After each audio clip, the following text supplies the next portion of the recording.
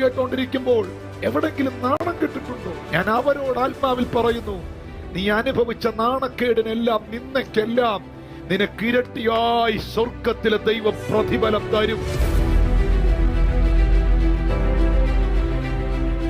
നിങ്ങളുടെ പ്രാർത്ഥനയ്ക്ക് ദൈവം ഉത്തരം തരുമ്പോൾ മനുഷ്യരുടെ ഇടയിലുള്ള നിങ്ങളുടെ നിന്നയെ ദൈവം എടുത്തു മാറ്റും. അതാണ് യെശയ്യാ 61:6-7 വാക്യങ്ങളിൽ യെശയ്യാ പ്രവചനത്തിൽ യെശയ്യാ എന്ന പ്രവാചകൻ പറയുന്നത്, നിങ്ങളോ യഹോവയുടെ പുരോഹിതന്മാരെന്ന് വിളിക്കപ്പെടും, നമ്മുടെ ദൈവത്തിന്റെ ശുശ്രൂഷകന്മാരെന്ന് നിങ്ങൾക്ക് പേരാകും. നിങ്ങൾ ജാതികളുടെ സമ്പത്ത് അനുഭവിച്ച് അവരുടെ മഹത്വത്തിന് അവകാശികളായി തീരും. നാണത്തിന് പകരം നിങ്ങൾക്ക് ഇരട്ടിയായി പ്രതിഫലം കിട്ടും. നാണത്തിന് പകരം നിങ്ങൾക്ക് ഇരട്ടിയായി പ്രതിഫലം കിട്ടും. എവിടെങ്കിലും നാണം കെട്ടിട്ടുണ്ടോ?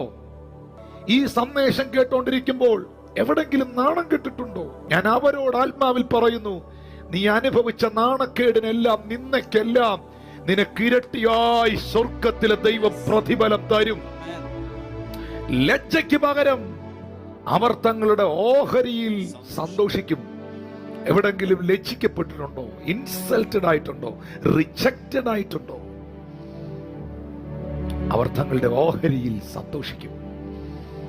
അതാണ് സഭാപ്രസംഗി പറഞ്ഞത്, കണ്ണുനീരോടെ വിതയ്ക്കുന്നവൻ ആർപ്പോടെ കൊയ്യും. എല്ലാറ്റിനും ഒരു സമയമുണ്ട്, ഒരു സീസണുണ്ട്. വിതപ്പാനൊരു കാലം, കൊയ്യാനൊരു കാലം, വിലപിക്കാനൊരു കാലം, നൃത്തം ചെയ്യാനൊരു കാലം. എന്താ അതിന്റെ അർത്ഥം? വിലപിച്ചവൻ നൃത്തം ചെയ്തിരിക്കും. വിലപിക്കാനൊരു കാലം നിനക്കുണ്ടായിരുന്നെങ്കിൽ, ഒരു സമയം നിനക്കുണ്ടായിരുന്നെങ്കിൽ, ഒരു ടൈം നിനക്കുണ്ടായിരുന്നെങ്കിൽ, നീ റിജോയ്സ് ചെയ്യുന്ന, നീ വർഷിപ്പ് ചെയ്യുന്ന, നീ ആനന്ദിക്കുന്ന, നിന്റെ ഉള്ളം പിടഞ്ഞ് വികസിക്കുന്ന ഒരു സീസൺ നിന്റെ മുമ്പിൽ സ്വർഗം ഓപ്പൺ ആക്കാൻ പോവുക. അങ്ങനെ അവർ തങ്ങളുടെ ദേശത്ത് ഇരട്ടി അവകാശം പ്രാപിക്കും. നിത്യ ആനന്ദം അവർക്കുണ്ടാകും. ആർക്ക്? നാണം കെട്ടവർക്ക്, നിന്ന അനുഭവിച്ചവർക്ക്, ലജ്ജ അനുഭവിച്ചവർക്ക്, പ്രതിസന്ധിയിലൂടെ കടന്നുപോയവർക്ക്, വെല്ലുവിളികൾ അനുഭവിച്ചവർക്ക്, ഒറ്റപ്പെടൽ അനുഭവിച്ചവർക്ക്.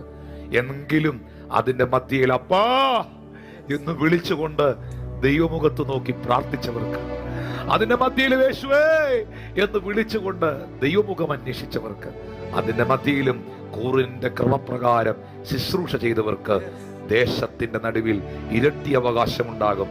അവർ നിത്യാനന്ദം